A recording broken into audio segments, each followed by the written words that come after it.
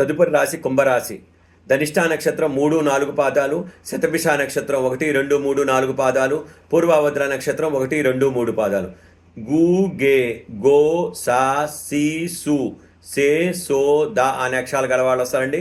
ఆదాయం 8, వ్యయం 14 అండి. ఒక రకంగా చూస్తే సంపాదన తక్కువ ఉంది, ఖర్చు ఎక్కువగా ఉంది. రాజపూజ్యం 7, అవమానం 5 అండి. అంటే పొగిడే వాళ్ళు ఎక్కువ ఉన్నారు, విమర్శించే వాళ్ళు తక్కువ ఉన్నారు. గురుగ్రహ సంచారం చూస్తే కనుక మే వరకు ఇంటిలో మార్పు కనిపిస్తుందండి. ఎక్కువగా విమర్శలకు లోనయ్యే అవకాశం ఉంది, జాగ్రత్తగా ఉండండి. మే నుంచి అక్టోబర్ వరకు అభివృద్ధి కనిపిస్తుందండి. ధనలాభం ఉంది, సౌఖ్యం ఉంది. వీళ్ళు చక్కగా ధనం సంపాదిస్తారు, అత్యద్భుతంగా సుఖపడతారు, మంచి అభివృద్ధి పదంలో నడుస్తారు. అక్టోబర్ నుంచి డిసెంబర్ వరకు కొద్దిగా అనారోగ్యము, మానసికంగా గొడవలు, మానసిక వ్యధ గొడవలు వస్తాయండి. డిసెంబర్ నుంచి ఉగాది వరకు వృత్తి వ్యాపారాల్లో మంచి పురోభివృద్ధి కనిపిస్తుందండి. అనుకున్న పనులు ఖచ్చితంగా నెరవేరుస్తారు.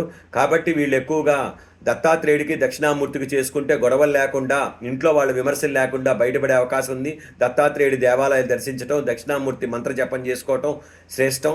మరి శనగలు దానం చేయటం కూడా చాలా చాలా మంచిది. శనిగ్రహ సంచారం చూస్తే కనుక ఏలినాడు శని జరుగుతుందండి. వీళ్ళకి ద్వితీయ స్థానంలో ఉన్నాడు. 5 సంవత్సరాలు అయిపోయి ఇంకా 2.5 సంవత్సరంలో ఉన్నారు.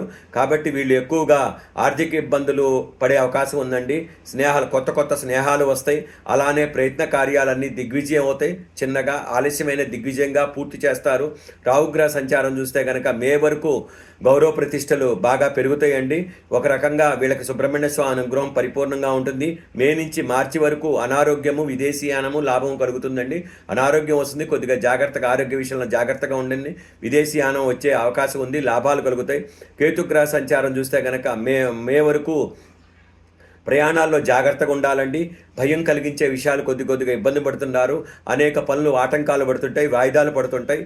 మార్చి వరకు మరి ఉగాది వరకు చూస్తే, కేతుగ్రహ సంచారం వరకు చూస్తే వ్యాపారంలో కొద్దిగా ధన నష్టం వచ్చే అవకాశం ఉంది. సాధారణ శుభుడు అవటం వల్ల ఎక్కువగా గణపతికి ఎక్కువగా చేసుకోవాలండి. కుంభరాశి వాళ్ళు గణపతి ధ్యానం చేసేవాలి.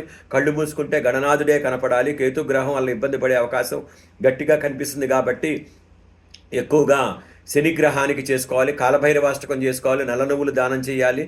మందపల్లి వెళ్ళి దర్శిస్తే చాలా చాలా మంచిది. స్వస్తి.